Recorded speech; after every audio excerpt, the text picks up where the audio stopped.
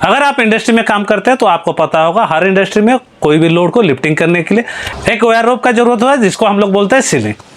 इसका इंपॉर्टेंस बहुत ही ज़्यादा रहता है। ये कहाँ का यूज होता है? नॉर्मली वेट लिफ्टिंग के लिए यूज होता है। उसके अलावा UT crane, hydra crane, monorail, कहीं भी अगर आपका वेट लिफ्टिंग हो रहा है तो उस जगह में जरूर इसका यूज होता है।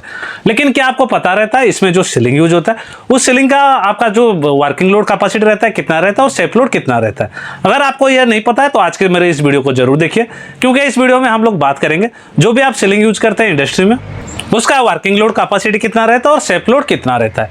मैं आपको कैलकुलेट करके बताऊंगा कि आपका वर्किंग लोड कितना रहता है और सेफ लोड कितना रहता है। तो चलिए जल्दी से आज के इस वीडियो को करते हैं शुरू।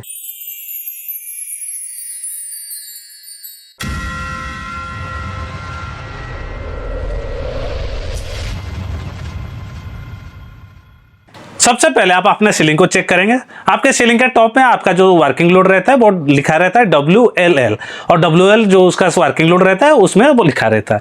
उसको छोड़ के हम लोग उसका सेफ लोड कैसे निकालेंगे, उसके लिए हम लोग को एक कैलकुलेशन करना पड़ेगा।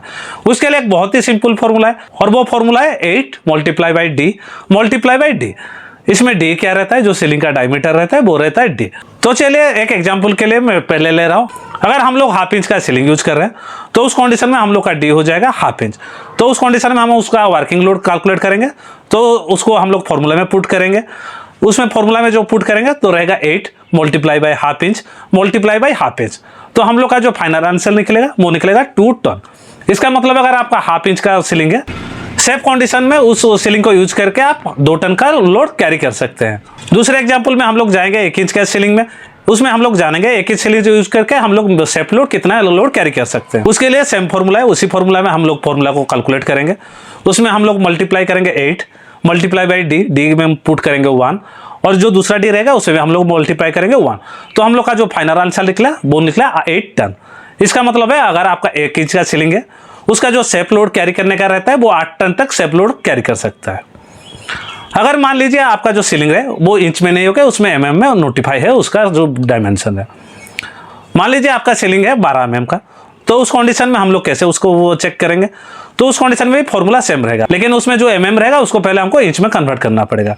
12 mm को हम लोग इंच में कन्वर्ट करेंगे तो आज जो वो आंसर रहेगा वो रहेगा आपका 0.472 इंच। अभी हम लोग फॉर्मूला में इस वैल्यू को पुट करेंगे तो हम लोग का फाइनल जो फॉर्मूला निकलेगा वो लेगा 8 × 0.472 × 0.472, और हम लोग का जो आंसर निकलेगा वो निकलेगा 1.782 टन।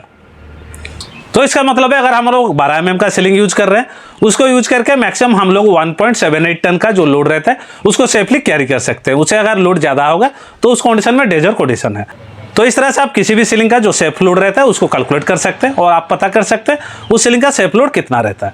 अगर ये वीडियो आपको थोड़ा ही पसंद आए या तो आप लोगों ने इस वीडियो से कुछ भी नहीं सीखा है तो मेरे चैनल को लाइक और सब्सक्राइब करने के लिए मत भूलिए। इसके साथ साथ इस वीडियो को अपने फ्रेंड ग्रुप में जरूर शेयर कीजिए।